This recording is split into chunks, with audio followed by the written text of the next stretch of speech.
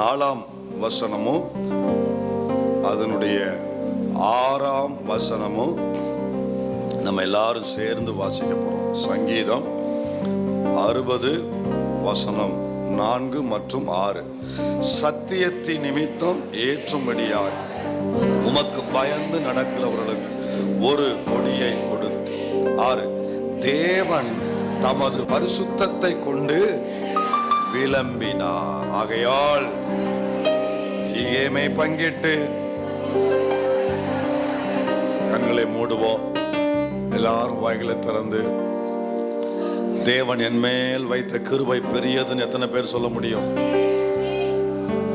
அவரை ஆராதிப்பது என்பது எனக்கு கிடைத்த பாக்கியம் என்று எத்தனை பேர் என்றீங்க? இந்த உலகத்திலேயே பெரிய பாக்கியம் இந்த தேவனை சொந்த தெய்வமாய் கொண்ட இதுதான் பாக்கியம். எத்தனை பேர் சொல்றீங்க? அவங்க எல்லாரும் துதி ஸ்தோத்திரங்களை செலுத்தி, நன்றி பலிகளை செலுத்தி நல்லா கர்த்தரை ஸ்தோத்திரம் பண்ணுங்க. சில நிமிடங்கள். அல்லேலூயா, நன்றி அப்பா, கொடான கொடி ஸ்தோத்திரம் ஆண்டவரே. அல்லேலூயா, நன்றி, தேங்க்யூ அப்பா.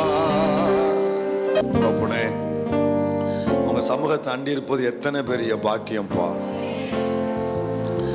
அந்த பாக்கியத்தை கொஞ்சமும் அருகதில்லாத எங்களுக்கு நீங்க அருளி செய்தீரே. அதற்காக நாங்கள் வாழ்நாள் முழுவதும் ரட்சிப்பின் பாத்திரத்தை ஏந்தி உமக்கு நன்றி உள்ளவர்களாய் இருக்க உம்முடைய சமூகத்தில் எங்களை அர்ப்பணம் செய்கிறோம்ப்பா. தாராத எங்களோடு பேசும் உம்முடைய ஆளுகைக்கு அர்ப்பணிக்கிறோம். மகிமைப்படும் இயேசுவின் நாமத்தில் பிதாவே, ஆமென். உட்காருவோம்.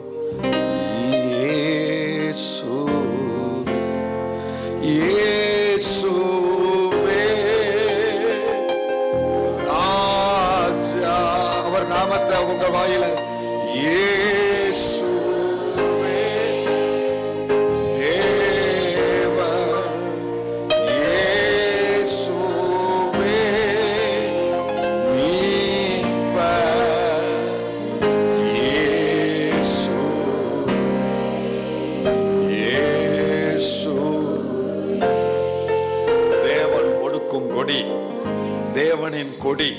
இந்த தேவனின் கொடி சபைக்கு ஒரு 6 காரியத்தை செய்யும் என்று போன மாதங்களிலே பரிசுத்த ஆவியானவர் நமக்கு காண்பித்து கொடுத்தார். அதை தொடர்ந்து 7வது ஒரு காரியத்தை நம்ம தியானிக்க ஆரம்பித்தோம். ஆனால் அது இடையிலே நம்ம நிக்கி. அதை நம்ம இன்னைக்கு தொடருவோம். சொல்லுங்க, தேவனின் கொடி. கொஞ்சம் மெதுவாகவே சொல்லுங்க, தேவனின் கொடி. அவருடைய கொடி நமக்கு செய்யும் காரியம் என்ன? நம்முடைய ஆரம்ப கால வாக்குத்தத்தங்களை அது சுதந்தரிக்க வைக்கும். நம்முடைய ஆதி நாட்களுடைய வாக்குத்தத்தங்களை அது நமக்கு சுதந்தரிக்க வைக்கும். மறுபடியும் வாசி 64:6 வாசி பார்க்கலாம். சத்தியத்தின் நிமித்தம் ஏற்றும்படியாக உமக்கு பயந்து நடக்கிறவர்களுக்கு ஒரு கொடியை கொடுத்தீர். தேவன் தமது பரிசுத்தத்தை கொண்டு விளம்பினார். ஆகையால் களி கூறுவேன். சீகேமை பங்கிட்டு சுக்கோத்தின் பள்ளத்தாக்கை அளந்து கொள்ளுவேன். சரி, கவனிங்க. தேவன் தமது பரிசுத்தத்தை கொண்டு விளம்பினார். அந்த வசனத்தை மட்டும் எல்லாரும் சேர்ந்து வாசிப்போமா? தேவன் தமது பரிசுத்தத்தை கொண்டு, ஒரே ஒரு முறை, தேவன் தமது பரிசுத்தத்தை கொண்டு. தாவீது இந்த பாடலை பாட ஆரம்பிக்கும் பொழுது அவர் பரிசுத்த ஆவிக்குள்ள நிரம்பி அவர் இதை பாடுகிறார். தீர்க்கதரிசன வெளிப்பாடு உள்ளவராய் பாடுகிறார். வெளிப்பாட்டின் கிருபை உள்ளவராய் பாடுகிறார். அவரை அறியாமலேயே இந்த வார்த்தை அவர் நாவிலிருந்து புறப்பட்டு வருகிறது. கொடியை கொடுத்தீர் என்று 4ஆம் வசனத்தில் சொல்லிவிட்டு அவர் 6க்கு வரும் பொழுது என்ன சொல்கிறார்? தேவன் தமது பரிசுத்தத்தை கொண்டு விளம்பினார். அப்படின்னா இது இவருக்கு சொல்லப்பட்டது அல்ல, இவருக்கு முன்னால இவருடைய முற்பிதாக்களுக்கு சொன்னதை இங்க அவர் இதை மறுபடியும் எடுத்துரைக்கிறார். விளம்பினாருங்கிறது பிரசன்ட் டென்ஸா, பாஸ்ட் டென்ஸா, ஃபியூச்சர் டென்ஸா? சொல்லுங்க. விளம்பினார், விளம்புவார் இருக்கா, விளம்புகிறார் இருக்கா, விளம்பினார் இருக்கா? விளம்பினார்னா என்ன டென்ஸ், என்ன காலம்? அது கடந்த காலம். அப்போ தாவீது அவர் பாட ஆரம்பிக்கும் பொழுது அவருக்குள்ள ஆவியானவர் இந்த வெளிப்பாடை கொடுக்கிறார்.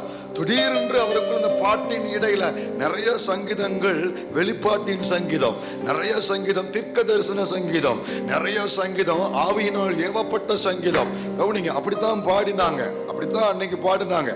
சோ கவனிங்க, அப்படி சொல்லும்போது தேவன் தமது பரிசுத்தத்தை கொண்டு விளம்பினார் அப்படிங்கிறது தாவீதுக்கு சொல்லப்பட்டது அல்ல.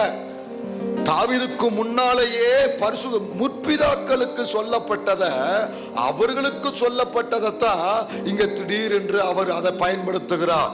தேவன் தமது பரிசுத்தத்தை கொண்டு ஏற்கனவே என் முற்பிதாக்களுக்கு சொல்லி இருக்கிறார்.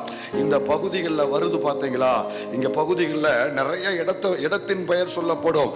சீகேமை பங்கிடுவேன், சுக்கோத்து பள்ளத்தாக்கு, கீழையாத்து, மனாசே, எப்ராஹிம், யூதா, மோவாப், ஏதோம், பெலிஸ்தியா, அரணான பட்டணம். இந்த இதுக்கு இடையில அந்த பிராக்கெட்ல இன்னொரு இடம் கூட வரும், உப்பு பள்ளத்தாக்கு என்றெல்லாம் வரும். அப்ப இந்த இடமெல்லாம் தேவன் தாவீதுக்கு வாக்களித்தது அல்ல. நீங்க என்ன கவனிக்கணும், ஆராய்ச்சி அப்புறம் பாருங்க, கவனிங்க.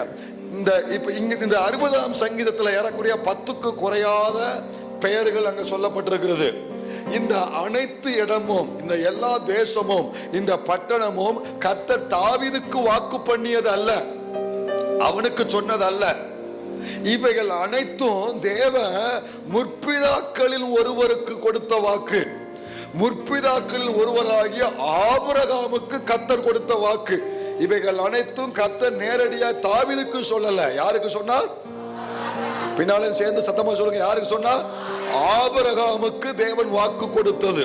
ஆபிரகாமுக்கு கொடுத்த வாக்குல இது எல்லாமே உள்ள இருக்கு. 15வது அதிகாரத்துல 18ஆம் வசனத்துல இருந்து பாத்தீங்கன்னா, ஆதியாகமம் 15ஆம் அதிகாரம் 18ஆம் வசனத்துல இருந்து ஆபிரகாமுக்கு கர்த்தர் வாக்கு பண்ணும் பொழுது கவனிங்க, 19 கோவில்பட்டி உனக்கு தருவேன் அப்படி சொல்லல, தூத்துக்குடி உனக்கு தருவேன், தமிழ்நாடு அப்படி 19 சொல்லல, சொல்லிட்டு மால் குறிப்பாரு. எத்தனை பேர் இருக்கீங்க உள்ள? சொல்லிட்டு மால் குறிப்பாருங்க. பத்திரம் முடிச்சவங்களா யாரும் இருக்கீங்களா? பத்திரம் முடிச்சீங்களா? பத்திரம் முடிச்சவங்களுக்கு தெரியும். அவங்க சரத்து எழுதுவாங்க. சரத்து எழுதும்போது முதல்ல கொடுக்கிறவர் பேர், அப்பா பேர், அட்ரஸ், ஆதார் கார்டெல்லாம் உள்ள வந்துடும். அப்புறம் வாங்குறவருடைய பேர், அட்ரஸ் எல்லாம் உள்ள வந்துடும். இன்னாருக்கு இந்த இடத்துல இந்த சர்வே நம்பருக்கு உட்பட்ட இத்தனை ஹெக்டேர் அளவு இதெல்லாம் உள்ள வந்துடும். வந்துட்டு கொடுக்கும்போது கடைசி பக்கத்துல என்ன இருக்கியா? கடைசி பக்கத்துல என்ன குறிப்பாங்க? 4 மால் இருக்கீங்களா உள்ள? என்ன மால்? எனக்கு ரொம்ப நாள் அந்த மால் புரியல. என்ன 4 மால்? 4 மாடா? 4 மாலா? புரியல. 4 மால் அதுக்கப்புறம் தான் புரிஞ்சிச்சு. 4 மால் அப்படின்னா, இப்போ நீங்க இந்த இடம் வாங்குறீங்கன்னா, எப்படிங்க இந்த இவ்வளவு இடத்த வாங்குறீங்கன்னா, இந்த இடத்துக்கு இந்த பக்கம் யார் இருக்கா, இந்த பக்கம் யார் இருக்கா, இந்த பக்கம் யார் இருக்கா, இந்த பக்கம் யார் இருக்கா, இந்த 4 மாலையும் உள்ள குறிப்பிடுவாங்க. அது வேற ஆள் இடமா தான் இருக்கும், ஆனா உள்ள வந்திருக்கும். அது உள்ள வந்து ஒரு அடையாளம். இந்த இடத்துல இதுக்கு இந்த 4 இடத்துக்கு உட்பட்டது இவருக்கு சொந்தங்கிற அப்படி அடையாளம். இதெல்லாம் எங்க இருந்து வந்ததுன்னா, என் கர்த்தர் கற்றுக் கொடுத்தது. இதெல்லாம் அன்னைக்கு ஆண்டவர் கற்றுக் கொடுத்த இன்னைக்கு நம்ம கடைபிடிக்கிறோம். புரியுதா? பாத்தீங்களா? கவனிங்க, எல்லாமே வேதத்துல உள்ளதைத்தான் இன்னைக்கு நம்ம ஆள். இந்த வேதம் மட்டும் இல்லைன்னா உலகம் நாசமா போயிருவேன். என்னைக்கும் உலகம் என்னைக்கோ குழியில போயிரு. இந்த வேதத்துல இருந்த அத்தனை அருமையான இனிமையான வாழ்க்கைக்கு தேவையான சமுதாய ரீதியாக, சமூக ரீதியாக, குடும்ப உறவுக்கு தேவையான அரசியல், அரசாங்கத்தை அனைத்து பாடங்களும், அனைத்து நல் காரியங்களும் வேதத்திலிருந்து கற்றதைத்தான் இன்னைக்கு உலகத்தில் நடைமுறையில் எல்லா நாடுகளிலும் இருக்கிறது. இப்போ அன்னைக்கு ஆபிரகாமுக்கு ஆண்டவர் 19 உனக்கு கானானை தருவேன்னு சொல்லல. அப்படின்னா நம்ப முடியாது. கானான்னா எங்க கானான் இருக்கு, எந்த பக்கம் எதை தருவீங்க? அப்போ கோவில்பட்டியை தருவேன்னு சொன்ன ஆண்டவர் என்ன சொல்றாருன்னா, அந்த சாலை புதருக்கு இந்த பக்கம், அந்த SST காலேஜுக்கு இந்த பக்கம், அந்த ட்ரினிட்டி ஸ்கூலுக்கு இந்த பக்கம். என்ன ஒண்ணு சத்தத்தை காணோம். அந்த இளையரசன் ரோடு இருக்குல்ல, இவங்க அங்க இருந்து வர, அப்ப அவங்க ஊரையும் சேர்த்து விடுவோம். இளையரசனுக்கு இந்த பக்கம். அப்போ இந்த 4 மாலை குறிச்சாச்சுன்னா என்ன அர்த்தம் தெரியுமா? இதுக்குள்ளதான் வள்ளுவர் நகர் இருக்கு, இதுக்குள்ளதான் முத்து நகர் இருக்கு, இதுக்குள்ளதான் திட்டமலை இருக்கு, இதுக்குள்ளதான் கடலை ரோடு இருக்கு, இதுக்குள்ளதான் ராஜீவ் நகர் இருக்கு, இதுக்குள்ளதான் இதெல்லாம் இருக்கு. இந்த 4 மாலுக்கு உட்பட்டதான் உங்க ஊர் இருக்கு. ஊருக்கு வெளியே யாரு இருந்தீங்கன்னா நீங்க உள்ள வந்துக்குவோம். அது உங்க எல்லையை கொஞ்சம் அங்கிட்டு தள்ளி போடுவோம். கவனிங்க, இப்ப ஆண்டவர் சொல்றாரு, இந்த மாலை குறிப்பாரு ஆபிரகாமுக்கு சொல்லும் பொழுது அதிகாகமா 15:18 இருந்து வாசித்தீங்கன்னா சொல்லு, சீக்கிரம் வாசி. அந்நாளிலே கர்த்தர் ஆபிரகாமோட உடன்படிக்கை பண்ணி எகிப்தின் நதி துவக்கி, கவனிங்க, வாசித்து முடிச்சிரு. ஐபிராத் நதி என்னும் பெரிய நதி மட்டும் உள்ளதும் கேனியரும் கெனிசியரும் கத்மோனியரும் ஏத்தியரும் எமோரியரும் கானானியரும், எவ்வளவு ஏரியா குறிப்பிடாரு பாருங்க, கிர்காசியரும் எபூசியரும் என்பவர்கள் இருக்கிறதுமான இந்த தேசத்தை 10க்கு மேல இடத்தை சொல்றாரு. இவர்கள்லாம் இருக்கிறதான இந்த தேசத்தை உன் சந்ததிக்கு கொடுத்தேன் என்றார். இந்த தேசத்தை உன் சந்ததிக்கு கொடுத்தேன் என்றார். இவ்வளவு சோகத்தை நான் எதிர்பார்க்கல. இந்த தேசத்தை உன் சந்ததிக்கு கொடுத்தேன். இந்த வாக்குத்தத்தம் அப்படியே இருக்கட்டும். ஏங்க, இந்த தேசத்தை உன் சந்ததிக்கு, இதை ஒரு 3 தடவை சொல்லுங்க.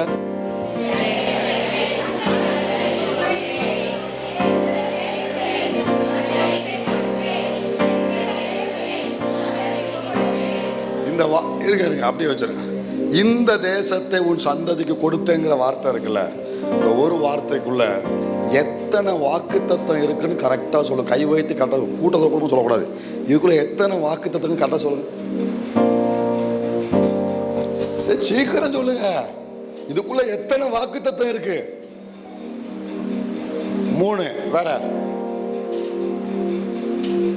வேற வேற சீக்கிரம் சீக்கிரம். இங்க ஒரு சத்தம் வந்துச்சே, இல்ல இங்க ஒண்ணு வந்துச்சு இல்லையா? இப்ப சொல்லுங்க. கானான் தேசம் முழுவதும். சரி, 2 type of promises இதுக்குள்ள இருக்கு. 2 type of promises. சீக்கிரம் சொல்லுங்க, டைம் முடிஞ்சு போச்சு. அப்படிங்க. 1, இந்த தேசம் சொல்லுங்க சொல்லுங்க. 2, உன் சந்ததி சொல்லுங்க. அட சீக்கிரம் சொல்லுங்க. உன் சந்ததி சொல்லுங்க. இப்ப ஆபிரகாம் தனி மனுஷனா நிக்கான், ஒரு மனுஷனா நிக்கான். கற்பம் செத்து போன சாராள் கூடாரத்துல சரீரம் செத்து போன ஆபிரகாம் வெளியில. இப்ப தனி மனுஷனா நிக்கான். தனி மனுஷன்ட்ட கர்த்தர் சொல்லும் பொழுது இந்த தேசம்னு சொல்றாரு, உன் சந்ததின்னு சொல்றாரு. அப்படின்னா என்ன அர்த்தம் தெரியுமா? தனியா இருக்கிற உனக்கு ஒரு சந்ததியும் வரும். சந்ததி வந்த பின்பு இந்த தேசமும் வரும், சந்ததியும் வரும், தேசமும் வரும். ஒரு மனிதனுக்கு சந்ததியும் உண்டு, தேசமும் உண்டு. ஆவியில நிரம்பி தனியா நிக்கிறேன்னு சொல்லாத. உனக்கு ஒரு சந்ததி உண்டு, உனக்கு ஒரு தேசம் உண்டு. உன்னை சொல்லக்கூடிய உன் தேவனை ஆராதிக்கக்கூடிய சந்ததியும் உண்டு. அவர்களை அனுமதிக்கக்கூடிய ஒரு தேசமும் உண்டு. அல்லேலூயா. ஆமென் சொல்றேன். இப்படி ஒரு வாக்குத்தத்தத்தை ஆண்டவர் அவனோடு பேசுகிறார். பேசும் பொழுது 2 வார்த்தையை குறிப்பிடுவாரு. 18ஆம் வசனத்துக்கு மறுபடியும் வா. 18 மறுபடியும் வாசி, சீக்கிரம் வாசி. அந்நாளிலே கர்த்தர் ஆபிரகாமோட உடன்படிக்கை பண்ணி எகிப்தின் நதி துவக்கி. பத்திரம் எழுதுற வேலை நடக்குது. ஆண்டவர் பத்திரம் எழுதுறாரு. பத்திரம் எழுதும்போது சொல்றாரு, அந்த மாலை போடுறாரு பாருங்க. மாலை எப்படி போடுறாரு பாருங்க. நம்மள மாதிரி பக்கத்துல இருக்கிற டேவிட் இடத்துக்கு வலது போறோம், சாமுவேல் இடத்துக்கு இடது போறோம், அப்படிலாம் போடல. எங்க கொண்டு போறாரு பாருங்க? எகிப்தின் நதி துவக்கி. ஐயா, கர்த்தர் எங்க போடுறாரு பாருங்க? எகிப்து நதி துவக்கி. அடுத்த மாலை எங்க இருக்கு? ஐபிராத் நதி என்னும் பெரிய நதி மட்டும் உள்ளது. கொஞ்சம் இங்க என்ன பாருங்க, எகிப்து நதி இங்க இருக்கு, எகிப்து நதி இங்க இருக்கு மேப்ல, ஐபிராத் நதி இங்க இருக்கு மேப்ல. அப்ப ஆண்டவர் சொல்றாரு, எகிப்து நதிக்கும் ஐபிராத் நதிக்கும் இடப்பட்ட இருக்கிற அத்தனையும் உன் சந்ததிக்கு கொடுப்பேன். அதுக்குள்ள இருக்கிற பட்டணங்கள், கிராமங்கள், தேசம் முழுவதையும் உனக்கு கொடுப்பேன். இத கர்த்தர் யாருக்கு சொன்னாரு? ஆபிரகாமுக்கு சொன்னாரு. ஆபிரகாமால சுதந்திரிக்க முடியவில்லை, ஆபிரகாமால சுதந்திரிக்க முடியவில்லை. அவர் காலம் முடிந்தது. ஆபிரகாமுக்கு சொன்னது அவர் காலத்தில் முடிந்தது. கவனிங்க. அப்புறம் ஈசாக்கு முடியல, யாக்கோப்பு முடியல, மோசே வராரு. மோசே கானான் வரைக்கும் தான் கொண்டு போக முடிஞ்சிச்சு, அதுக்கு மேல அவரால் முடியல. யோசுவா வராரு, அவருமே உள்ள மட்டும் தான் கொண்டு போய் உள்ள இருக்கிற பட்டணங்களை தான் பங்கிட்டு சுதந்திரிச்சு பங்கிட்டு கொடுக்கிறாரு. ஆனா கர்த்தர் சொன்ன அந்த மாலுக்கு உட்பட்ட பகுதியை யோசுவாவாலையும் சுதந்திரிக்க முடியவில்லை. நியாயாதிபதிகள் அநேகர் வராங்க, அவர்களாலையும் முடியவில்லை. அடுத்து சாமுவேல் வராரு, முடியல. அடுத்து சவுலை கொண்டு வராரு, அவன்கிட்ட கொடுத்த ஒத்த ப்ராஜெக்டே ஒழுங்கா அவன் செய்யல. அப்ப கர்த்தர் அவனை தூர வச்சுட்டாரு. இப்போ இவைகள் எல்லாம் சங்கீதம் 60 பாடும் பொழுது தாவீதுக்கு முன்பதாக ஒரு ஒரு ஒரு ஒரு ஸ்கிரீன் காண்பிக்கப்படுகிறது. அந்த ஸ்கிரீன்ல நான் பண்ற பிரசங்கம் அவருக்கு மனதில் வருது. ஆபிரகாமுக்கு வாக்கு பண்ணினாரே, ஈசாக்கு, யாக்கோப்பு, மோசே, யோசுவா யாருமே சோந்தரிக்கவில்லையே அப்படிங்கிற ஒரு இது பரிசுத்த ஆவியினால் நிரம்பி சொல்றாரு. அவர் சொல்லிட்டு சொல்றாரு, இந்த வாசித்த அத்தனை பகுதியும் வாசித்தோம்ல, கீழையாத்து, மனாசே, யூதா, ஏதோமு, அரணான பட்டணங்கள்லாம் இருக்குல்ல 60ஆம் சங்கீதத்துல, இது எல்லாமே எங்க இருக்குன்னா, நிமிந்தா தான் சொல்லுவேன், இது எல்லாமே எங்க இருக்குன்னா எகிப்து நதிக்கும் ஐபிராத்து நதிக்கும் இடையில உள்ள பட்டணம் தான் சங்கீதம் 60ல சொல்லப்பட்டிருக்கு. சங்கீதம் 60ல சொல்லப்பட்ட கீழையாத்தா இருக்கட்டும், அங்க இருக்கிற மனாசையா இருக்கட்டும், ஏதோமா இருக்கட்டும், அங்க இருக்கிற அத்தனை சுக்கோத்து, உப்பு பள்ளத்தாக்கு எல்லாமே இந்த 2 நதிக்கு உட்பட்ட பகுதி. இப்போ அவர் பரிசுத்த ஆவியில் நிரம்பி சொல்றாரு, தேவனே, அன்னைக்கு என் முற்பிதா ஆபிரகாமுக்கு உமது பரிசுத்தத்தை கொண்டு விளம்பினேன், உமது பரிசுத்தத்தை கொண்டு விளம்பினேன். இந்த ஆராதனைக்கு வந்திருக்கிற உங்களில் சிலர், உங்கள் சில தாய், சில தகப்பன், உங்களுக்குள் இருக்கிற சில ஏக்கம் உண்டு. தேவன் கொடுத்து பல வருடமாகி நிறைவேறவில்லை, தேவன் கொடுத்து பல வருடமாகி இன்னும் நீங்கள் அனுபவிக்க முடியவில்லை. இன்னைக்கும் ஜெபித்துக் கொண்டிருக்கிறீங்க. சிலர் ஜெபித்தும் மறந்து போனீர்கள், சிலர் வேண்டாம், நிறைவேற வாய்ப்பு இல்லை என்று ஒதுக்கி விட்டீர்கள். கர்த்தருக்குள் பரிசுத்த ஆவிக்குள் நிரம்பி சொல்லுகிறேன், நல்ல கவனி, உன் பழைய வாக்கு தத்தத்தை இந்த காலையில கர்த்தர் உனக்கு நினைப்பூட்டுகிறார். உன் ஆதிகால வாக்கு தத்தத்தை தேவன் உனக்கு நினைப்பூட்டுகிறார். அன்றைக்கு உனக்கு கொடுத்த வாக்கு தத்தம் இன்றைக்கு உன் மனதில் பளிச்சென்று ஒரு பிரகாசிப்போடு அது உன் கண்களில் தென்படுகிறது. இங்க நான் நின்னுட்டு கொஞ்சம் நான் புதிய ஏற்பாடுகளை போயிட்டோம் அப்படின்னு நான் இங்க வருவேன். கவனமா இருங்க. இந்த இடத்துல ஒரு விரலை வச்சுக்கோங்க. இதுக்கு இடையில இப்ப இந்த வாக்குத்தத்தம் யாருக்கு கொடுக்கப்பட்டது? வெரி குட், கவனிங்க. இப்போ தேவன் இந்த அவர் கொடுத்த வாக்குத்தத்தம் எப்படிப்பட்டதுங்கிற ஒரு குறிப்பை நான் சொல்றேன். கொடுத்தவர் எப்படிப்பட்டவர் சொல்லிட்டு இந்த ரெண்டையும் பார்த்துட்டு மறுபடியும் நம்ம இங்க சுகத்துக்கு வருவோம். சரியா? வருவோம். கவனிங்க, அவர் கொடுத்த வாக்குத்தத்தம் எப்படிப்பட்டது அப்படின்னா, எபேசியர் 2ஆம் அதிகாரம் 6ஆம் வசனம் வாசி. எபேசியர் 2ஆம் அதிகாரம் 6ஆம் வசனம் வாசி, வேகமா வாசி. கிறிஸ்து இயேசுவுக்குள், நல்லா கவனிங்க, கிறிஸ்து இயேசுவுக்குள் அவர் நம்மிடத்தில் வைத்த தயவினாலே, அவர் நம்மிடத்துல, ஆபிரகாமே, ஈசாக்கே, மோசையே, யோசுவாவே, நீ தகுதி உள்ளவன் என்பதனால் உன்னை தெரிந்து கொள்ள, ஸ்டீபனே, சாமே, தம்பி, தங்கச்சி, கவனி, தகுதி உள்ளவன் என்பதனால் இல்ல, கிறிஸ்து இயேசுவுக்குள் அவர் நம்மிடத்தில் வைத்த தயவினால், தம்முடைய கிருபையின் மகா மேன்மையான ஐஸ்வரியத்தை வருங்காலங்களில் விளங்கச் செய்வதற்காக. வாக்குத்தத்தம் என்பது எதிர்காலத்தில் நிறைவேற்றுவதற்காய் கொடுக்கப்படுகிற ஆதாரம். இந்த வார்த்தை எல்லாரும் மனப்பாடம் பண்ணிக்கோங்க. எதிர்காலத்தில் அல்லது வருங்காலமே போட்டுக்கோ, எப்படி போடுங்க. வருங்காலத்தில் நிறைவேற்றுவதற்காக கொடுக்கப்பட்ட ஒரு ஆதாரம், கொடுக்கப்பட்ட ஒரு எவிடன்ஸ், கொடுக்கப்பட்ட எவிடன்ஸ். நான் உனக்கு இதை செய்வேன் அப்படின்ட்டு அந்த நாளில் இந்த ப்ரௌன் நோட்டுன்னு சொல்லுவாங்க, கேள்விப்பட்டீங்களா? ப்ரௌன் நோட்டுன்னு சொல்லுவாங்க. யாருக்கே தெரியுமா? தெரியுமா? இன்னைக்கு இந்த நீங்கள் வச்சுக்க டைரி தான் ப்ரௌனாக இருக்குல்ல, நீங்கள் ப்ரௌன் நோட்டுன்னு கையெழுத்து போட்டு கொடுப்பாங்க அப்படின்னா இது அவங்களுக்கு தருவாங்க அப்படிங்கிற ஒரு அத்தாட்சி தான் அது. அப்போ ஆண்டவருக்கு என்ன சொல்றாருன்னா, வாக்குத்தத்தனாலே நம்ம 1ஆம் தேதி வாங்கின உடனே காலையில் 10 மணிக்கு வீட்டில் போய் பார்த்துக்கிட்டு இருக்கோம், இன்னைக்கு வந்துருமா, நாளைக்கு வந்துருமா? இல்ல, வாக்குத்தத்தனாலே அது எப்போ நிறைவேற்றப்படக்கூடியது? சொல்லுங்க, இது எப்போ நிறைவேற்றப்படக்கூடியது? வருங்காலத்தில், எதிர்காலத்தில். கர்த்தர் உங்களுக்கு ஒரு வாக்கு கொடுக்கிறாருன்னா இன்னைக்கு சாயங்காலத்துல அப்படி எல்லாம் இன்ஸ்டன்டால அல்லதாகி அப்படிலாம் இல்ல. தேவன் உங்களுக்கு ஒரு வாக்கு பண்ணுவாரானால் அது எதற்காய் கொடுக்கப்படும்? வருங்காலத்தில் விளங்க செய்வதற்காக, எதிர்காலத்தில் விளங்க செய்வதற்காக. அதாவது ஏற்கனவே அவங்க சொன்னதான் அப்படின்னு நான் சொல்றேன். செக் எழுதி கொடுப்பாங்க, செக் எழுதி கொடுப்பாங்களா, இதுல இன்னும் ஒரு வெரைட்டி உண்டு, இன்னும் ஒரு டைப் உண்டு. இப்போ செக் எழுதும் பொழுதே மேல டேட் எழுதுவாங்க, தெரியுமா? டேட்டு, அந்த டேட்டை எழுதி கொடுப்பாங்க. ஒரு சிலர் என்ன பண்ணுவாங்கன்னா போஸ்டல் டேட் எழுதுவாங்க. வருங்காலத்துல ஒரு வாரம் 10 நாள் கழிச்சு ஒரு டேட். ஏன் அவங்க எழுதுவாங்கன்னா பேலன்ஸ் இருக்காது, அதுக்குள்ள பேலன்ஸை போட்டு அவங்க அதுக்கப்புறம் எடுத்துக்கலாங்கிறதுக்காக அவங்க அப்படி கொடுப்பாங்க. இன்னைக்கு தேதி என்னம்மா சீக்கிரம் சொல்லு, ஓட்ட கட்ட மாதிரி நீ சொல்லு. 8 கவனிங்க, 8ஆம் தேதி. இன்னைக்கு தேதி என்னது? 8.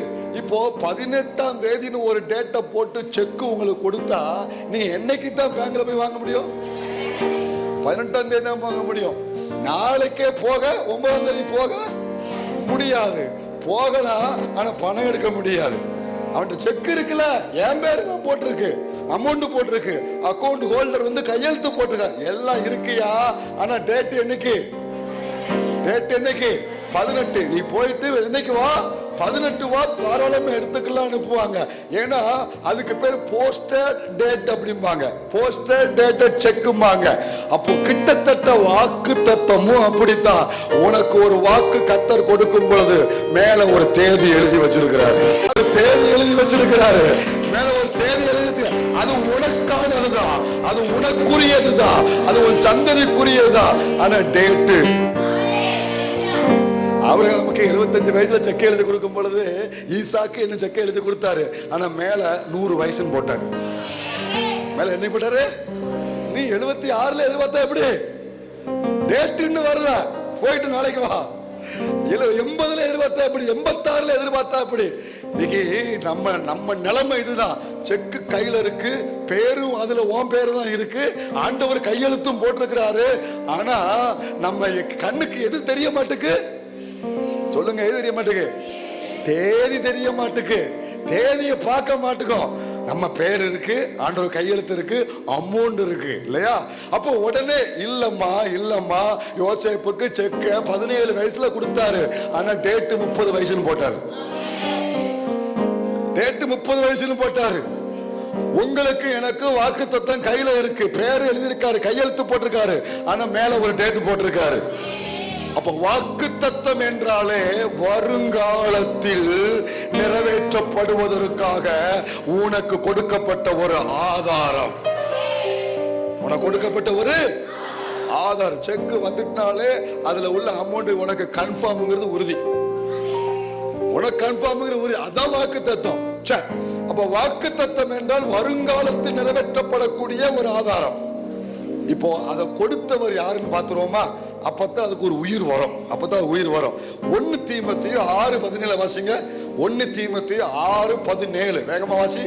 1 தீமோத்தேயு 6:17. இவ்வுலகத்தில் ஐஸ்வர்யம் உள்ளவர்கள் இருமாப்பான சிந்தை உள்ளவர்களாய் இராமலும் அப்படியே கீழே வந்து நாம் அனுபவிக்கிறதுக்கு சகலவித நன்மைகளையும் நமக்கு சம்பூரணமாய் கொடுக்கிற ஜீவனுள்ள தேவன் மேல் நம்பிக்கை வைக்கவும். போதும் போதும் போதும் போதும், எல்லாரும் சேர்ந்து வாசிங்க. சகலவித நன்மைகளை சொல்லுங்க, சகலவித வாக்குத்தத்தங்களை நமக்கு சம்பூர்ணமாய், அப்படியே கூட வாங்க, சேர்ந்து வாங்க, சம்பூர்ணமாய் கொடுக்கிற ஜீவனுள்ள இந்த கொடுக்கிற தேவன் யாரு? வாக்கு கொடுத்த தேவன் யாரு? அது 50 வருஷம் கழிச்சு நிறைவேறினாலும் அது நிறைவேறுங்கிறது உறுதி. எதனால சொல்றேன்னா, கொடுத்தவர் ஜீவனுள்ள தேவன், இதை கொடுக்கிறவர் ஜீவனுள்ள தேவன். நீ மறவாத, இது ஜீவனுள்ள தேவன். ஹல்லேலூயா. நம்மளை பொறுத்த வரையில ஒரு அக்கௌண்ட் இருக்குன்னா அந்த அக்கௌண்ட் வேல்யூ எப்போ வரைக்கும் வேல்யூ தெரியுமா? நம்ம உயிரோடு இருக்கிற வரைக்கும் தான். நம்ம உயிரோடு இருக்கிற வரைக்கும் தான் அந்த அக்கௌண்ட் வேல்யூ. ஒரு ஆள் செத்து போயிட்டாருன்னா அவருடைய அக்கௌண்ட் என்ன செய்யக்கூடாது? சொல்லுங்க, என்ன செய்யக்கூடாது? பயன்படுத்தக்கூடாது. ப்ராப்பராக கொண்டு போய் அதை என்ன செஞ்சிடணும்? அதை க்ளோஸ் பண்ணிடணும். அப்போ அவர் இல்லைன்னா அவர் அக்கௌண்ட்டுக்கு என்ன இல்லை? வேல்யூ இல்லை. இதுதான் நம்ம நிலைமை. ஆனா உனக்கும் எனக்கும் வாக்கு பண்ணி வாக்கை சுமந்து திரிகிற தேவ பிள்ளையே, இதை கொடுத்தவர் யார் என்று நீ அறிந்து கொள். அவர் ஜீவன் உள்ள தேவனாக்கும். அவர் ஜீவன் உள்ளவராக இருக்கிறபடினால உனக்கு கொடுத்த வாக்கு அது ஜீவன் உள்ளதாக்கும். எத்தனை ஆண்டுகள் ஆனாலும் அதுக்கு உசுர் இருக்கு. நான் ஆராதிக்கிற தேவன் உயிரோடு இருக்கிறார் என்று நம்புகிறவங்க எத்தனை பேர் இருக்கீங்க? இதை நம்புற நீங்க அவர் உங்களுக்கு கொடுத்த வாக்கும் உயிரோடு இருக்கு, நம்பியே ஆகணும். வாக்கு தத்தத்து மேல உங்களுக்கு நம்பிக்கை இல்லாம போச்சுன்னா தேவன் ஜீவிக்கிறாருங்கிறத நீங்க நம்பலங்கிறது பொருள். தேவன் உயிருள்ளவருங்கிற நம்புறது உண்மைன்னா அவர் எனக்கு சொன்னதை இந்த தேசத்தை உன் சந்ததிக்கு கொடுப்பேன் என்று அவர் சொன்ன அந்த வாக்குல உயிர் இருக்கு. வலதுகரத்தை உயர்த்தி வருங்காலத்தில் நிறைவேற்றப்படும்படி கொடுத்த வாக்குக்காய் நன்றி அப்பா, நன்றி அப்பா. நீர் ஜீவன் உள்ளவராக இருக்கிறபடினால எனக்கு சொன்னவைகளும் ஜீவன் உள்ளது, உமது வார்த்தையும் ஜீவன் உள்ளது. இப்ப மறுபடியும் அங்க வந்துருவோம். இப்போ பரிசுத்தத்தை கொண்டு விளம்பினார். யாருக்கு சொன்னார்? ஆபிரகாமுக்கு சொன்னார். ஆபிரகாமுக்கு சொன்னது முற்பிதாக்கள் யாரும் சுதந்திரிக்கவில்லை, முற்பிதாக்கள் யாரும் அதற்கு முயற்சி எடுக்கவில்லை. ஆபிரகாம்ல இருந்து சவுல் வரைக்கும் யாருமே அந்த வாக்கு பண்ணப்பட்ட பகுதியை சுதந்திரிக்கிறதுக்கு முயற்சி எடுக்கவில்லை. ஏன்னா அது ரொம்ப கடினமா இருந்துச்சு அவங்களுக்கு, அது ரொம்ப சவாலா இருந்துச்சு அவங்களுக்கு, அது எட்டாத உயரமா இருந்துச்சு அவங்களுக்கு. அவங்களால எவ்வளவு முயற்சி பண்ணியும் அதை எட்டவே முடியவில்லை. இங்க வந்து உட்கார்ந்து இருக்கிற உங்கள் வாழ்வில் உங்கள் முற்பிதாக்கள் காலத்துல சில காரியம் அவர்கள் முயற்சி செய்து அவர்களுக்கு எட்டவே இல்லை இல்லையா? உங்க தாத்தா அதை முயற்சி எடுத்தாரு, அவருக்கு அது எட்டல. உங்க அப்பாவும் முயற்சி எடுத்தாரு, அவருக்கும் அது எட்டல. கிடப்பில் போடப்பட்டிருக்கு. முற்பிதாக்கள் முயற்சி எடுத்து அவர்களுக்கு எட்டாத அந்த காரியம் கர்த்தருக்குள் பரிசுத்த ஆவிக்குள் நீ கர்த்தரை மகிமைப்படுத்து. ஏன் தெரியுமா? ஓ முற்பிதாக்களுக்கு எட்டாத காரியத்தை கிருபை பெற்ற, அபிஷேகம் பெற்ற, ரட்சிக்கப்பட்ட, தெரிந்து கொள்ளப்பட்ட உனக்கு கர்த்தர் அதை எட்ட வைப்பாரு, உனக்கு அதை பிடிக்க வைப்பாரு. அவர்கள் பிடிக்காத காரியத்தை நீ பிடிக்க, அவர்கள் சுதந்திரிக்காததை நீ சுதந்திரிக்க கர்த்தர் உனக்கு கிருபை செய்வாராக. ஒரு 2 நிமிஷம் ஆவியில நிரம்பி வாய்களை திறந்து என் முற்பிதாக்கள் பிடிக்காத காரியத்தை, அவர்கள் சுதந்திரிக்காத காரியங்களை, அவர்களுக்கு கிடைக்காத காரியங்களை, அபிஷேகம் பெற்ற, கிருபை பெற்ற, அழைப்பு பெற்ற, ரட்சிக்கப்பட்ட என்னை கொண்டு கர்த்தர் சுதந்திரிக்க வைக்கிறார். என் மூலம் தேவனை சுதந்திரிக்க வைக்கிறார்.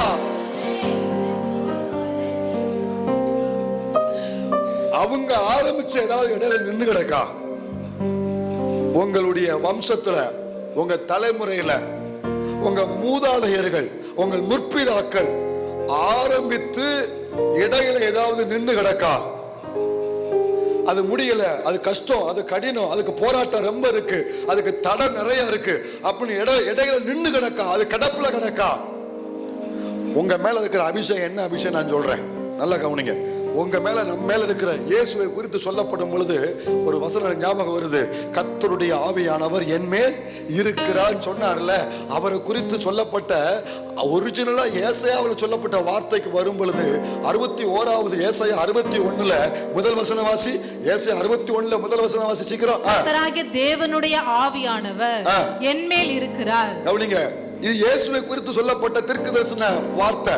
கர்த்தராகிய தேவனுடைய ஆவியானவர் என் மேல் இருக்கிறார். சிறுமைப்பட்டவர்களுக்கு சுவிசேஷத்தை அறிவிக்க கர்த்தர் என்னை அபிஷேகம் பண்ணினார். சொல்லுங்க, கர்த்தர் என்னை அபிஷேகம் பண்ணினார். அபிஷேகம் பெற்றவங்க மட்டும் சொல்லுங்க, கர்த்தர் என்னை அபிஷேகம் பண்ணினார். தம்பி எல்லாம் சொல்லுங்க, தங்கச்சி சொல்லுங்க, கர்த்தர் என்னை. அந்த அபிஷேகம் என்ன அபிஷேகம் நான் சொல்றேன். இயேசுவுக்குள்ள இருக்கிற அபிஷேகம் எப்படிப்பட்ட அபிஷேகம்? அவரால் விடுவிக்கப்பட்ட, அவரால் ரட்சிக்கப்பட்ட நமக்கு கொடுக்கப்பட்ட அபிஷேகம் என்ன அபிஷேகங்கிறத நான் சொல்றேன். நல்ல கவனமா கவனிக்கணும். என்னை அபிஷேகம் பண்ணினார். இந்த அபிஷேகம் என்ன அபிஷேகம்? இந்த அபிஷேகம் என்னென்ன செய்யும் அப்படின்னா, இருதயம் காயம் கட்டுதலையும், இருதயம் நொறுங்குண்டவர்களுக்கு காயம் கட்டுதலையும். அப்ப இந்த அபிஷேகம் என்ன செய்யும்? இருதயம் நொறுங்குண்டவர்களை காயம் கட்டும். அடுத்த வார்த்தை, சிறுமைப்பட்டவர்களுக்கு விடுதலையையும் என்ன செய்யும்? அடுத்த வார்த்தை, கட்டுண்டவர்களுக்கு கட்டு அவிழ்த்தலையும் கூறவும். நிமிர்ந்து பாருங்க, ஒரு காலத்துல நீங்களும் நானும் இந்த லிஸ்ட்ல இருந்தோம். நம்ம எல்லாரும் சிறுமப்பட்டு இருந்தோம், கட்டுண்டு இருந்தோம், நொறுங்குண்டு இருந்தோம். இயேசுவின் மேல இருக்கிற அந்த அபிஷேகம் என் சிறுமையை உடைச்சு, என் கட்டை உடைச்சு, என் நொறுங்குண்ட இருந்த காயப்படுத்தி என்னை விடுதலை ஆக்கினா. இயேசுவின் மேல அபிஷேகம் விடுதலை ஆக்கினார்.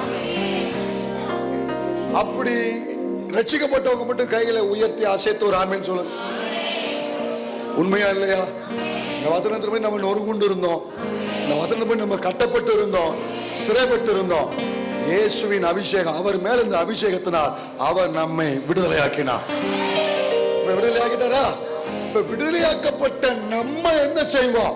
அதான் வசனம். கவனிங்க, விடுதலையாக்கப்பட்ட நம்ம என்ன செய்வோம்? இப்ப யாரெல்லாம் ஆமென் சொன்னீங்களோ அவர்கள் என்ன செய்வார்கள்? உங்களுக்கு என்ன நடக்கும் அப்படின்னா, கவனிங்க, ஏற்கனவே சொன்னேன், ஆபிரகாம் கொடுக்கப்பட்டது 800 வருஷம் நிறைவேற்றப்படவில்லை. உங்களுக்கு கொடுக்கப்பட்ட வாக்குத்தத்தம் பல வருஷம் இன்னும் நிறைவேற்றப்படாமல் இருக்கு. இன்னும் சொல்ல போனா உங்கள் முற்பிதாக்கள் பிரயாசப்பட்டும் அடையாமல் இருக்கிற காரியம் உண்டு. அவர்களுடைய காரியம் கிடப்பில் கிடக்கப்பட்ட காரியம் உண்டு. இடையில நின்று போனது உண்டு. அவர்கள் தூக்கி எறிந்தது உண்டு. இப்படிப்பட்ட காரியங்களில உங்க மேல ஏமாறுகிற அபிஷேகம் எப்படிப்பட்ட அபிஷேகம்? ஆசி பார்க்கலாம். 4 வாசி. அவர்கள். மறுபடியும் வாசி. அவர்கள். இன்னொரு முறை. அவர்கள். அவர்களுக்குள்ள ஸ்டீவன் இருக்கா? அவர்களுக்குள்ள இங்க இருக்கிற ஒவ்வொருத்தையும் இருக்கிறீங்க, ரட்சிக்கப்பட்டவங்க இருக்கிறீங்க, அபிஷேகம் அபிஷேகம் பெற்ற நீங்க இருக்கிறீங்க. இயேசுவால் விடுவிக்கப்பட்ட அத்தனை பேரும் அவர்களுக்குள் இருக்கிறீங்க. சிறைப்பட்ட நம்ம அவர் விடுதலை ஆக்கினா. விடுதலையாக்கப்பட்ட கிருபை பெற்ற அபிஷேகம் பெற்ற நீ என்ன பண்ணுவான் தெரியுமா? வாசி. அவர்கள் நெடுங்காலம் பாழாய் கிடந்தவைகளை கட்டி பூர்வத்தில் நிர்மூலமானவைகளை எடுப்பித்து தலைமுறை தலைமுறையாய் இடிந்து கிடந்த பாழான பட்டங்களை புதிதாய் கட்டுவார்கள். இதை விசுவாசிக்கிறவங்க மட்டும் ஒரு 3 நிமிஷம் ஆவியில நிரம்பி, ஒரு 3 நிமிஷம் ஆவியில நிரம்பி இந்த வசனத்தை சொல்லி ஜெபம் பண்ணுங்க பார்க்கலாம். அல்லேலூயா. நெடுங்காலமாய் பாழாய் கிடந்தவைகளை கட்டும்படி, பூர்வத்தில் நிறுவனமானவர்களை எடுப்பிக்கும்படி, தலைமுறை தலைமுறையா இடிந்து போனது பட்டணங்களை புதிதாய் கட்டும்படி என் மேல அபிஷேகம் வச்சிருக்கிறீங்கப்பா. என் மேல அபிஷேகம் வச்சிருக்கிறீங்கப்பா. என் அப்பா பார்க்காத விடுதலை, என் தாத்தா பார்க்காத விடுதலை, அவங்க வாழ்க்கையில நிர்மூலமாக்கப்பட்ட காரியம், என் தலைமுறையில எதெல்லாம் பாழாய் கிடக்கும், என் முற்பிதாக்கள் காலத்துல எதையெல்லாம் பாழாய் கிடக்கும், அவைகள் கட்டப்பட போகிறது, அவைகள் புதிதாக்கப்பட போகிறது, எடுப்பிக்கப்பட போகிறது. விசுவாசிக்கிறது மட்டும் ஆவியில நிரம்புங்க. கிளைம் பண்ணி ஜெபம் பண்ணு.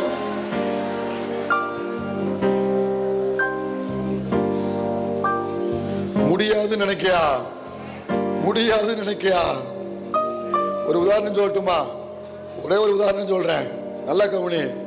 ஆபிரகாம் காலத்திலிருந்து 800 வருஷமாய் பாழாய் போன, நிறைவேற்றப்படாமல் முற்றிலும் மறக்கப்பட்டிருந்த அந்த கீழையாத்து, சுக்கோத்து, உப்பு பள்ளத்தாக்கு, மனாசே, பென்யமீன், யூதா, ஏதோம் பட்டணம், அரணான பட்டணம், இவைகள் அனைத்தும் தாவீதை கொண்டு கர்த்தர் சுதந்திரிக்க வைத்தார் என்றால், தாவீது மூலம் கர்த்தர் சுதந்திரிக்க வைப்பார் என்றால், இன்னைக்கு உன் கையில என் கையில இந்த சபைக்கு தேவன் ஒரு கொடியை கொடுத்தது எதற்கு தெரியுமா? இந்த கொடியை கொடுத்து சொல்றாரு, 4 தலைமுறையா அல்ல 5 தலைமுறையா அல்லது 3 தலைமுறையா உன் தலைமுறையில இதுவரைக்கும் அவங்க பார்க்காத சில விடுதலைகளை, அவர்கள் அனுபவிக்காத சில மேன்மைகளை, அவர்களுக்கு கிடைக்காத சில உயரங்களை, கிருபையும் அழைப்பும் அபிஷேகமும் ரட்சிப்பும் பெற்ற உனக்கு கிடைக்கும்படி உன் கையில கொடி கொடுக்கப்பட்டிருக்கிறது, உன் மேல அபிஷேகம் வைக்கப்பட்டிருக்கிறது. இப்ப விசுவாசம் இருந்தா ஆவியில நிரம்பி கர்த்தருக்கு நன்றி சொல்லு. சில விடுதலைகளுக்காக ஜெபம் பண்ணுவோம். ஒரு 2 நிமிஷம் விடுதலைக்காக ஜெபம் பண்ணுவோம். தலைமுறை சாபம் முறிக்கப்படுவதாக, தலைமுறை கட்டுகள் உடைக்கப்படுவதாக. இந்த சந்ததிகளை தொடர்ந்து வருகிறத சில பலவீனங்கள், சில வியாதிகள், சில போராட்டங்கள், சில வீழ்ச்சிகள், சில தாட்சிகள், இந்த இவர்களுடைய சந்ததிகளை தொடர்ந்து வருகிற சில தொடர்ந்து வியாதிகள் இயேசுவின் அபிஷேகத்தினால, இயேசுவின் கிருபையினால, இயேசுவின் நாமத்தினால இந்த பிள்ளை கிருபை பெற்றவன், இந்த பிள்ளை ரட்சிக்கப்பட்டவன், இவர்களுக்குள் அது தொடரக்கூடாது, இவ சந்ததிக்கு தொடரக்கூடாது. இவர்கள் மேல் முத்திரை போட்டிருக்கிறேன். தலைமுறை சாபம் உடைக்கப்படுவதா? ஜெபம் பண்ணுங்க, ஜெபம் பண்ணுங்க. விடுதலைக்கா ஜெபம் பண்ணுங்க. விடுதலை வேணுங்கிறது மட்டும் ஜெபம் பண்ணுங்க. விடுதலை வேணுங்கிறது மட்டும் ஜெபம் பண்ணுங்க. தலைமுறை தலைமுறையா தொடர்கிற சில பாழான காரியங்கள் இயேசுவின் நாமத்தில் விடுதலை உண்டாவதாக. இன்னைக்கு ஒரு விடுதலையின் ஆராதனை, இது விடுதலையின் ஜெபம். சில வாலிப பிள்ளைகளுக்கு, சில தாய்மார்கள் ஜெபத்தை கேட்டு இன்னைக்கு ஒரு விடுதலை, இது ஒரு விடுதலையின் நேரம்.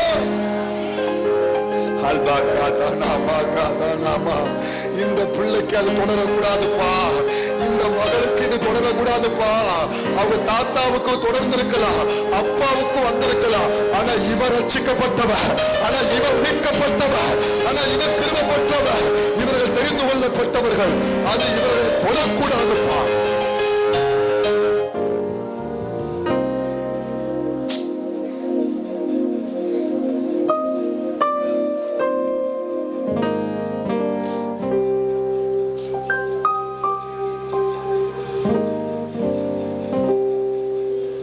அந்த இடத்துல அவர்கள்ங்கிறத உங்க பேரை போட்டு வாசிங்க, உங்க பேரை போட்டு, அவர்கள்ங்கிற உங்க பேரை போட்டு வாசிங்க. ஸ்டீஃபன் நெடுங்காலமாய் பாழாய் கிடந்தவைகளை, நீங்க வாங்க, நீங்க என் கூட சேர்ந்தே வாங்க. ஸ்டீஃபன், உங்க பேரு ஸ்டீஃபன், நெடுங்காலமாய் பாழாய் கிடந்தவைகளை கட்டி பூர்வத்தில் நிர்மூலமானவைகளை எடுப்பித்து தலைமுறை, எப்படி எப்படி எப்படி எப்படி எப்படி பல தலைமுறை முயற்சி பண்ணாங்க, அவர்களால் முடியல. அந்த தலைமுறையா உன் குடும்பத்துல ஏதோ ஒண்ணு இடிஞ்சு கிடக்கு, ஏதோ ஒண்ணு இடிஞ்சு கிடக்கு, ஏதோ ஒண்ணு உடைஞ்சு கிடக்கு. அது உறவா இருக்கலாம், பிள்ளை வாழ்க்கையா இருக்கலாம், சரீர சுகமா இருக்கலாம், அல்லது சமாதானமா இருக்கலாம். இடிந்து கிடந்த பாழான பட்டணங்களை புதிதாய் கட்டுவேன், புதிதாய் நான் கட்டுவேன், புதிதாய் நீ கட்டுவாய். இயேசுவின் நாமத்தில் இதை எங்களுக்கு உரியதாக்குகிறோம், எனக்கு உரியதாக்குகிறேன், எங்கள் சந்ததிக்கு உரியதாக்குகிறோம்.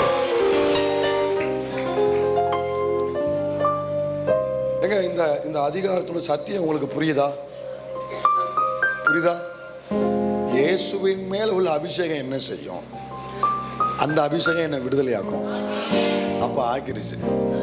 புலிக்கு பிறந்தது சொல்லுங்க, அது பூனை மாதிரி சொல்லக்கூடாது, புலி மாதிரி சொல்லணும். புலிக்கு பிறந்தது பூனை.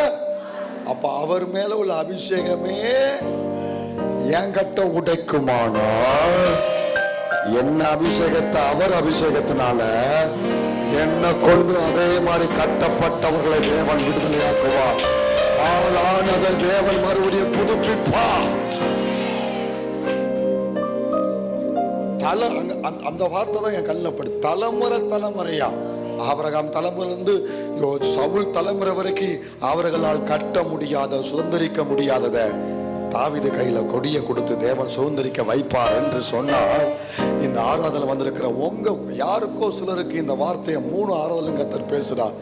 சிலர் குடும்பத்துல ஒரு பக்கம் தலைமுறையா முயற்சி பண்ண அந்த நன்மையான காரியம் நடக்கவே இல்லை. இன்னொரு பக்கம் தலைமுறையா சில பாதிப்புகள், நெகட்டிவான காரியங்கள் தொடர்ந்து கொண்டே இருக்கு.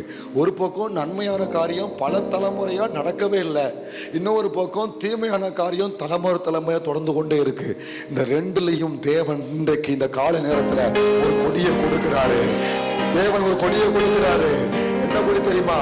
தொடர்கிற தீமையை முறிக்கிறார், நிறைவேறாத நன்மைகளை உன்னை கொண்டு தேவன் நிறைவேற்றுகிறார். இந்த விசுவாசம் இருக்கிறவங்க ஒரு நம்பிக்கையோடு நன்றி சொல்லுங்க. அல்லேலூயா. அப்போ இன்னைக்கு சத்தியம் முடிக்கிறேன். 3 காரியம் சொன்னேன். 1, பரிசுத்தத்தை கொண்டு அது யாருக்கு கொடுக்கப்பட்டது? ஆபிரகாமு கொடுக்கப்பட்டது. ஆனா பல தலைமுறை அது நிறைவேற்றப்படவே இல்லை. அப்போ இத சொன்னவர் யாருன்னா ஜீவன் உள்ள தேவன். அவர் சொன்ன வாக்குத்தத்தம் எப்படிப்பட்டதுன்னா வருங்காலத்தில் நிறைவேற்றும். அதனால அவர் ஜீவன் உள்ளவர், அவர் கொடுத்த வாக்கும் வருங்காலத்தில் நிறைவேறக்கூடியதாக இருக்கிறதுனால ஆபிரகாமுக்கு சொன்னாலும் இடையில் எத்தனை தடைகள் வந்தாலும் தாவீதின் காலத்துல நிறைவேற்றி கொடுத்தார் அல்லவா. அந்த கொடி ஏன் இங்க கொடுத்தாருன்னா உங்களுக்கும் என்னைக்கோ சொன்னது நிறைவேற்றும்படி, பல தலைமுறைகள் செய்யப்படாத நன்மைகள் உங்களுக்கு செய்யும்படி கர்த்தர் கையில கொடி. எங்க உங்க சரீரம் எவ்வளவு ஊருக்குலைந்தாலும் பரவாயில்ல, எவ்வளவு பலவீனப்பட்டாலும் பரவாயில்ல, எவ்வளவு வயசானாலும் பரவாயில்ல. ஒன்று சொல்லட்டுமா, உங்களுக்கு ஒரு வாக்கு கொடுக்கப்பட்டிருந்தால் அது உங்கள் நாட்களில் நிறைவேற்றப்பட வேண்டும் என்பதனால அது நிறைவேற்றப்படுகிற வரைக்கும் உங்களுக்கு ஆயுசு கட்டி ஆயுசை கூட்டி கொடுத்துட்டே இருக்க வேண்டும். ஆயுசு கவனிங்க, சுகர் இருந்தாலும் பிளஸர் இருந்தாலும் அல்சரு என்ன இருந்தாலும் அவர் கொடுத்ததை என் கண் பார்க்கும்படி நிறைவேற்றப்பட வேண்டியது இருக்கிறபடினால எனக்கு அவர் ஆயுசை கொடுத்தே ஆகணும். ஒரு உதாரணம் சொல்லட்டுமா, ஒரு உதாரணம் சொல்லட்டுமான்னு கேட்டேன். அப்ப முடிச்சிருந்தேன், எல்லாம் ஜோபனும். வேதத்துல காலேப்புக்கு எடுக்க வேண்டாம், காலேப்புக்கு 40 வயசுல ஒரு வாக்கு கொடுத்தாரு, அந்த மலைநாடு உனக்கு தான். 40 வயசுல ஒரு வாக்கு. எத்தனை வயசுல? 40 கை வைத்துங்க. 40 கொடுத்தாரு. சரி, இப்ப எனக்கு பாருங்க, இப்ப அவனுக்கு வயசு 85. அப்ப அந்த ஒரு வாக்குக்கு எத்தனை வருஷம் ஜெபம் பண்ணிருக்கான்? ஒரு வாக்கு தத்தத்துக்காக எத்தனை வருஷம்? 45. யாராவது இருக்கீங்களா அப்படி? 45 வருஷமா ஒரு காரியத்துக்காக நான் ஜெபம் பண்றேன் பாஸ். யாராவது இருக்கீங்களா? இல்ல, பாத்தீங்களா? அவனுக்கு 85 வயசு, ஒரே ஒரு வாக்கு தத்தத்திற்காக 45 வருஷமா ஜெபம் பண்ணிக்கிட்டு இருக்கான். இப்ப எனக்கு என்ன கேள்வினா, அழகா சொல்லுவான், இப்ப எடுக்க டைம் இல்லை, நீங்க வீட்டுல போய் யோசுவா 14 வீட்டுல வாசிக்கணும், இப்ப இல்ல, என்ன கவனிக்கணும். அவன் என்ன சொல்லுவான், நான் கவனிங்க, என் பலன் இன்னும் குறையல, என்ன உயிரோட காத்தாரு. உங்களை பார்த்து சொல்லட்டுமா, உங்க பலன் குறையல, குறையாது. உங்களை உயிரோட காத்தாரு, காப்பாரு. ஒன்னாந்திரத்துல எல்லா பேரும் செத்துக்கிட்டு இருக்கான், ஆனா யோசுவா காலேப்பை மட்டும் பாதுகாத்துக்கிட்டே இருக்காரு. கவனிங்க, 40 இருந்து 50 கூட்டி கொடுத்தாரு, 50 இருந்து 60 கொடுத்தாரு, 60 இருந்து 70 கொடுத்தாரு, 70 இருந்து 80 கொடுத்தாரு, 80 இருந்து 85 கொடுத்தாரு. ஏன் கூட்டி கொடுக்கிறாருன்னா, அவன் மேல வைக்கப்பட்ட வாக்கு நிறைவேறுகிற வரைக்கும் அவன் ஆயுசு கூட்டி கொடுக்கப்பட வேண்டும். அவன் ஆயுசு கூட்டி கொடுக்கப்பட வேண்டும். பரிசுத்த ஆவிக்குள்ள இருந்து சொல்றேன், உங்க மேல் வைக்கப்பட்ட வாக்கு நிறைவேற்றப்படுகிற வரைக்கும் எத்தனை பலவீனம் இருந்தாலும் உங்களுக்கு ஆயுசு கூட்டி கொடுக்கப்பட வேண்டும். எல்லாவரும் செத்தான், இவனுக்கு மட்டும் ஒன்னும் அணுகலை. பார்த்தீங்களா, இவன் தான் சீனியருங்க, இவன் தான் அங்க சீனியர். சொல்லப்போனா யோசுவாவோட இவர் தான் சீனியர். ஏன் இவனை பாதுகாத்தாருன்னா, ஏ தாயே, ஏ தகப்பனே, உங்க மேல உங்களோட தேவன் உடன்படிக்கை பண்ணிட்டாருன்னா, ஒரு வாக்கு கொடுத்துட்டாருன்னா, வானம் பூமி, இவ்வளவு பெரிய வானம் இல்லாம போட்டோம், இவ்வளவு பெரிய பூமி இல்லாம போட்டோம், இன்னும் ஒரு புதிய வானம் புதிய பூமியை படைச்சு உன்னை கொண்டு போய் வச்சு உனக்கு சொல்லப்பட்ட வாக்கை நிறைவேற்றக்கூடிய மகா பெரிய தேவன் இந்த தேவன். உன் கணவர் ரட்சிப்பார் உனக்கு கத்த சொன்னாரா? உன் பிள்ளை மறுபடியும் திரும்ப வருவான்னு கத்த சொன்னாரா? உன் குடும்பம் கட்டப்படும் கத்த சொன்னாரா? இடிந்தது மறுபடியும் உயிர்ப்பிக்கப்படும் கத்த சொன்னாரா? என்ன ஆனாலும் பரவாயில்ல, கட்டியா புடிச்சுக்கிட்டு ஒரே நோக்கத்துல நில்லுங்க. எத்தனை வருஷம் குறிப்பை விடாம ஜெபம் பண்ணிக்கிட்டே இருங்க. பூமி நிலை மாறி போனாலும் ஒரு உறுப்பு கூட வேதத்திலிருந்து ஒழியாதுன்னு வாக்கு இருக்கிறபடினால எத்தனை தலைமுறையானாலும் நிறைவேற்றப்படும். இத கர்த்தர் எனக்கு செய்யணும். எத்தனை பேர் விரும்புறீங்க? அந்த 60ஆம் சங்கீதத்துல 2ஆம் வசனம் வாசி வேகமா. 62 சீக்கிரம் வாசி. பூமியை அதிர பண்ணி அதை வெடிப்பாக்கினீர், அதன் வெடிப்புகளை பொருந்த பண்ணும். சொல்லுங்க, பொருந்த பண்ணும். உங்களில் யாருக்காகிலும், கவனிங்க, தேவனுக்கும் உங்களுக்கு இருக்கிற உறவில் ஏதாவது வெடிப்பு விழுந்திருக்கான்னு பாருங்க. தேவனோடு இருக்கிற உறவில் வெடிப்பு இருக்கா? ஜெப வாழ்க்கையில் வெடிப்பு இருக்கா? பரிசுத்த ஜீவியத்தில் ஒரு வெடிப்பு இருக்கா? ஆராதனைக்கு உங்களுக்கு ஒரு வெடிப்பு இருக்கா? ஆலயத்துக்கு உங்களுக்கு ஒரு வெடிப்பு இருக்கா? யாருக்காகிலும் வெடிப்பு என்றால் பிரிவு, வெடிப்பு என்றால் இடைவெளி, வெடிப்பு என்றால் பின்மாற்றம். இப்படி உங்க வாழ்க்கையில யாருக்காகிலும் ஆண்டவரோடு உள்ள உறவுல பின்மாற்றமோ வெடிப்போ அல்லது பிரிவோ இருக்குமானால் இந்த காலை நேரத்துல பொருந்த பண்ணுவதற்கு அவர் போதுமானவரா இருக்கிறார். அதற்கு உங்களை ஒப்பு கொடுப்பீங்களா? கர்த்தரோட உறவுல எந்த வெடிப்பும் ஏற்படாதபடி உங்கள் ஜீவியத்தை காத்துக் கொள்வீர்களானால் உனக்கு சொல்லப்பட்ட வாக்கு உன் காலத்தில் நிறைவேறுவதற்கு, ஆதிகால வாக்க மறுபடியும் உயிர்ப்பித்து நிறைவேற்றி கொடுப்பதற்கு பேசுகிற இந்த ஜீவனுள்ள தேவன் உண்மை உள்ளவர். எத்தனை பேர் ஒப்பு கொடுக்க விரும்புறீங்க? முழங்கால் ஆண்டவர்கிட்ட முழுமையா ஒப்பு கொடுங்க. முழுமையா எல்லாரும் வகையில திறந்து ஒப்பு கொடுங்க. என் வாழ்க்கையில வெடிப்பு இருக்குமானால் அதை சரி பண்ண ஒப்பு கொடுக்கிறேன்ப்பா. உங்களுக்கு எனக்கு இருக்கிற உறவுல ஏதாவது வெடிப்பு இருக்காப்பா கேளுங்க, உணர்த்துவார், காண்பிப்பா. அந்த அதிகால ஜெபத்தை ஏன் நிப்பாட்டின? எதுக்கு நிப்பாட்டின? உனக்கு ஒண்ணுமே இல்லாத சமயத்துல நீ என் கூட இருந்த. நீ கேட்டதெல்லாம் கொடுத்ததுக்கு அப்புறம் இப்ப உனக்கு எனக்கு ஒரு வெடிப்பு ஏற்பட்டிருக்கு. உனக்கு எனக்கு ஒரு சின்ன பிரிவு ஒரு சின்ன இடைவெளி ஏற்பட்டிருக்கு. ஆராதனைக்கு ஒழுங்கா வருவ, நேரமா வருவ, மணிக்கணக்கா என் சமூகத்துல காத்திருப்ப.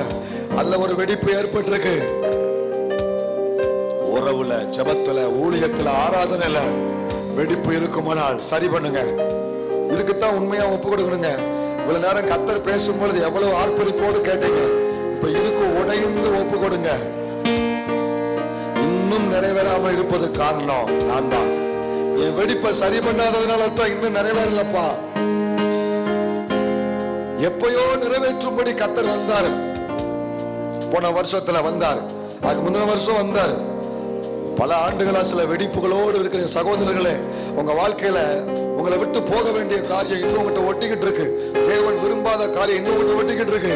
அதனால தான் இன்னும் சிறுமை, இன்னும் சிறையிருப்பு, இன்னும் நிறைவேற்றப்படாத வாக்கு தத்துவம், இன்னும் ஏமாற்றம். வேண்டாம் வேண்டாம். இந்த ஆராதனை முடிவு ஜெபத்துல முழுமையா ஒப்பு கொடுங்க. ஒப்பு கொடுத்துட்டு போங்க. ஆண்டவரே, இனிமே திரும்பி பார்க்க மாட்டேன். இனிமே உங்களுக்கும் எனக்கும் குறுக்க எதற்கும் அனுமதிக்க மாட்டேன். என் வெடிப்புகளை சரிப்படுத்த ஒப்பு கொடுக்கிறேன். உங்க உறவை காத்து கொள்ளுவேன். உண்மையா ஒப்பு கொடுத்துட்டு போங்க. கர்த்தர் இந்த ஆண்டு சொன்னதை இந்த ஆண்டே நிறைவேற, இந்த ஆண்டை நீ அனுபவிக்க, உன் சந்ததி பார்க்க, உன் குடும்பம் பார்க்க தேவன் கிருபை செய்வார். ஆரம்ப கால வாக்கு தத்தங்கள் திரும்ப நிறைவேற்றப்படுவதற்காய் நன்றி. பூர்வத்தில் இடிந்து போனவைகள், தலைமுறை தலைமுறையாய் பாழா போனவைகள் இவர்கள் மூலம், எங்கள் மூலம் புதிதாக்கப்படுவதற்காய் நன்றி. நிறைவேற்றுகிற எங்கள் தேவன் நீர் ஜீவன் உள்ளவர், கொடுத்தவர் ஜீவன் உள்ளவர், நிறைவேற்ற உண்மை உள்ளவர். ஜனத்தை ஆசீர்வதி. எங்களை தாழ்த்தி வறுமையாக்குறோம், மகிமைப்படும் இயேசுவின் நாமத்தில் ஜெபிக்கிறோம் நல்ல பிதாவே. ஆமென், ஆமென்.